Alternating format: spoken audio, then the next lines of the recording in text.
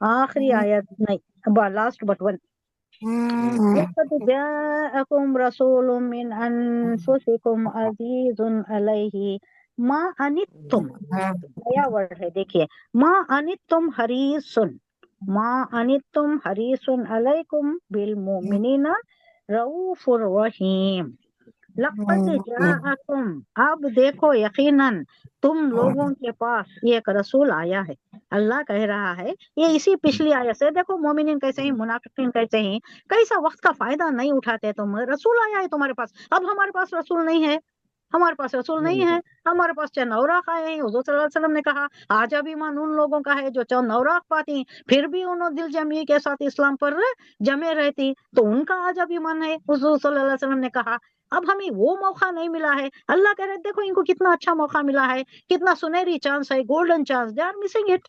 تم لوگوں کے پاس ایک رسول آیا ہے جو خود تم ہی میں سے ہے، تمہارا نقصان میں پڑا اس پر شاق ہے. تمہارا نقصان میں پڑنا یعنی تمہیں اسلام پر نہیں آنا، تمہیں بات نہیں سننا، اس پر شاق گزر رہے. اب آپ کسی کو پڑھا رہی بھائی، کسی کو پڑھا رہی، انہیں ادھر ادھر دیکھ لے کو بیٹھا ہے، آپ کو تکلیف ہوتی ہے نہیں؟ دل میں اذیت محسوس ہوتی ہے، دل کی کوفت محسوس ہوتی ہے نہیں؟ کیا میں اتنی محنت کروں. اب آپ اپنے بچے کو لے لیجئے، آپ پڑھانا چاہ رہی، انہیں کھیلنا میں ہے، نہیں پڑھنا چاہ رہے، تو آپ کو تکلیف ہوتی ہے. میں کتنی محنت سے اسے اچھی زندگی دینا چاہ رہی ہوں، اچھا پڑھانا چاہ رہی ہوں، اسے سمجھانا چاہ رہی ہوں، دین کیا علم لے لیجئے، دینی معلومات اسے کرانا چاہ رہی ہوں، لیکن یہ آنا نہیں چاہ رہا. یہ اپنے ہی کھیل کود میں ہے، یہ اپنے ہی مزے میں ہے، بڑا ہی ہو یا چھوٹا ہی ہو، ہر ایک کے لیے یہی اصول ہے. تمہارا نقصان میں پڑنا اس پر شاخ ہے. کس پر شاخ ہے؟ شاخ بولے تو تکلیف دہ، اذیت ناک. کس پر؟ مومنہ پر، رسول اللہ صلی اللہ علیہ وسلم کے پر، ہاں رسول اللہ صلی اللہ علیہ وسلم اللہ پر. صلی اللہ علیہ وسلم کے پر تم گران گزر لوگوں رہا کا ہے. اسلام پر نہ آنا اور کفر پر رہنا یا شرک میں رہنا یا منافقت کرنا، یہ بڑا شاق گزر رہا ہے. انہیں بڑا حریص ہے، میرا نبی بڑا حریص ہے. حریص بولے تو بہت ہی کوشش کر رہا ہے، دل سے کوشش کر رہا ہے، پورے تن بدن میں انہیں پوری جسمانی کوشش، ذہنی کوشش ساری ڈال دے رہا ہے. کیوں؟ تمہیں اسلام پر لانے کے لیے. انہیں بڑا حریص ہے. حریص مطلب اسے بہت ہرس ہے.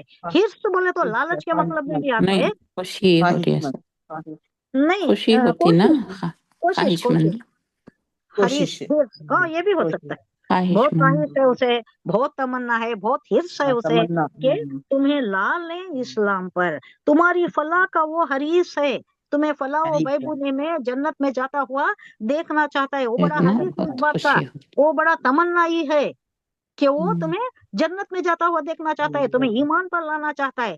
ایمان لانے والوں کے لیے وہ شفیق اور رحیم ہے. اب یہ لوگ بھاگ رہی، جا رہی، کلاس سے اٹھ کر جا رہی، کس کا نقصان ہو رہا ہے؟ فیل کون ہوتی؟ نتیجہ آیا تو معلوم ہوتا ہے. اٹینڈنس لے لیے چلے گئے. اب کیا ٹیچر اٹینڈنس دے دیا، ایگزام کو بھی بیٹھ گئے، پاس نہیں ہوئے، فائدہ کیا ہوا؟ آ کر بھی فائدہ کیا ہوا؟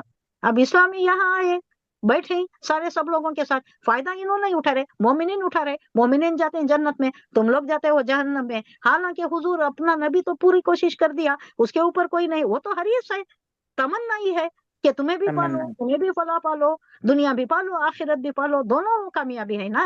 اسلام پر آنے میں دونوں جہاں کی کامیابی ہے، دنیا کی بھی ہے، آخرت کی بھی ہے. دنیا بھی اچھی گزرے گی، آخرت بھی اچھی گزرے گی.